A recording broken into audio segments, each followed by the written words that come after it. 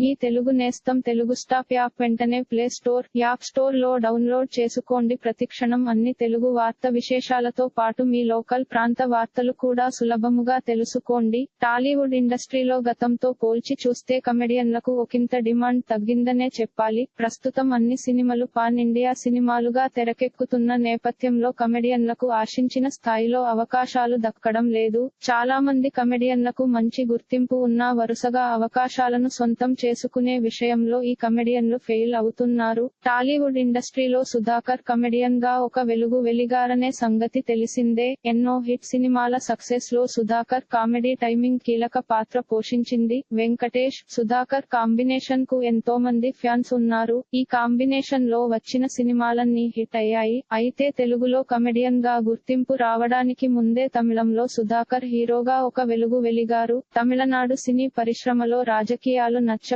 ఆయన టాలీవుడ్ ఇండస్ట్రీపై దృష్టి పెట్టారని గతంలో వార్తలు ప్రచారంలోకి వచ్చాయి. ప్రముఖ నటి కోవై సరళ కూడా ఒకప్పుడు కొన్ని సినిమాలలో హీరోయిన్ గా నటించారు. కమల్ హాసన్ కూడా ఒకప్పుడు కోవై సరళ డేట్స్ కోసం ఎదురుచూశారంటే ఆమె డిమాండ్ ఏ స్థాయిలో ఉందో అర్థమవుతుందని చెప్పవచ్చు. F2, F3 సినిమాలో అంతేగా డైలాగ్ తో ప్రదీప్ అనే నటుడు పాపులర్ కాగా ఈ నటుడు కూడా ఒకప్పుడు హీరోగా చేశారు. F2, F3 సినిమాలు సక్సెస్ సాధించిన ప్రదీప్ మాత్రం కెరీర్ పరంగా ఆశించిన స్థాయికి ఎదగలేదనే సంగతి తెలిసిందే. ప్రదీప్ రాబోయే రోజుల్లో మరిన్ని మూవీ ఆఫర్లతో బిజీ కావాలని ఆశిద్దాం. ఇలాంటి మరిన్ని తెలుగు వార్త విశేషాలు కోసం ఛానల్ కి సబ్స్క్రైబ్ చేసి గంట నొక్కడం మర్చిపోకండి.